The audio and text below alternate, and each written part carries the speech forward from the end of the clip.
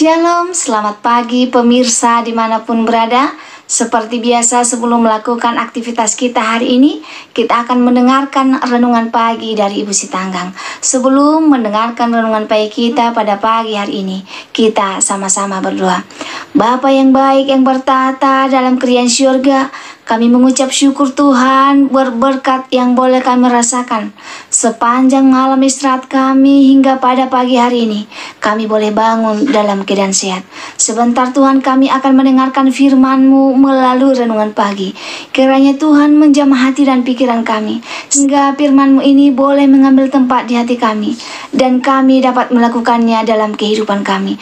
Berkati umat-umat Tuhan yang mendengarkan firman-Mu pada pagi hari ini. Bila mereka berkat kesehatan, rezeki yang daripada-Mu sepanjang hari ini. Mohon ampun Tuhan dosa pelanggaran kami, karena kami berdoa dalam nama Yesus yang menebus kami dalam dosa. Amin. Judul renungan pagi kita pada pagi hari ini, pandanglah perkara-perkara yang ajaib. Ayat intinya saya ambil dari Ayub 37 ayat 14. Berilah telinga kepada semuanya itu, hai Ayub. Diamlah dan perhatikanlah keajaiban-keajaiban Allah.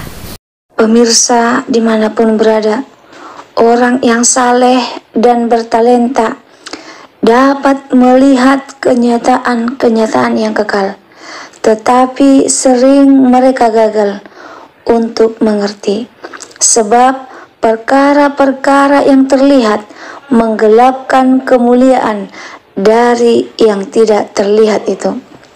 Orang yang mau berusaha dengan sukses mencari harta yang terpendam itu harus meningkatkan lebih tinggi dari perkara-perkara dunia. Keinginannya dan segenap kemampuannya harus dikerahkan untuk mencari. Pelanggaran telah menutup pintu kepada sejumlah pengetahuan yang luas yang bisa diperoleh dari kitab suci. Pengertian berarti penurutan kepada hukum-hukum Allah. Kitab suci tidak boleh disesuaikan untuk menghadapi prasangka dan iri hati manusia. Ia dapat dimengerti hanya oleh orang yang mencari dengan rendah hati suatu pengetahuan tentang kebenaran agar mereka dapat menaatinya. Adakah pemirsa bertanya, apakah yang aku perbuat supaya selamat?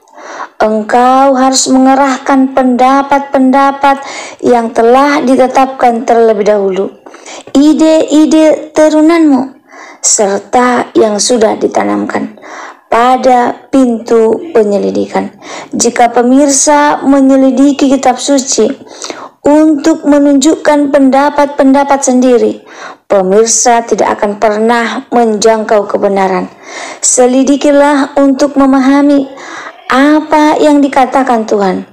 Jika keyakinan timbul waktu Anda menyelidiki, jika pemirsa melihat bahwa pendapat-pendapatmu yang disenangi tidak sesuai dengan kebenaran, jangan salah tafsirkan kebenaran itu untuk dicocokkan dengan kepercayaanmu sendiri, tetapi terimalah terang yang diberikan.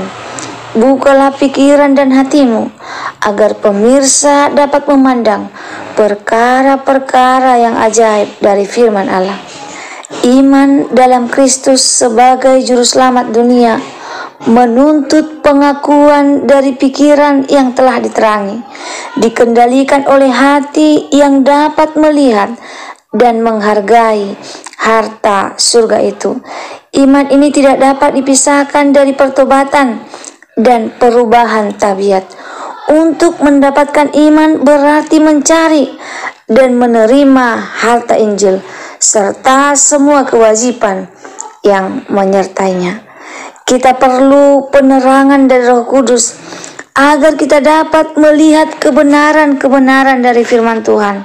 Perkara-perkara yang bagus dari dunia itu tidak kelihatan sampai matahari menyingsingkan kegelapan itu. Kita perlu penerangan dari Roh Kudus agar kita dapat melihat kebenaran-kebenaran dalam firman Allah. perkara-perkara yang bagus dari dunia itu tidak kelihatan sampai matahari menyingsingkan kegelapan itu, membanjirinya dengan terangnya. Demikianlah permata-permata di dalam firman Allah tidak akan dihargai sampai ia dinyatakan oleh cahaya benderang dari matahari kebenaran.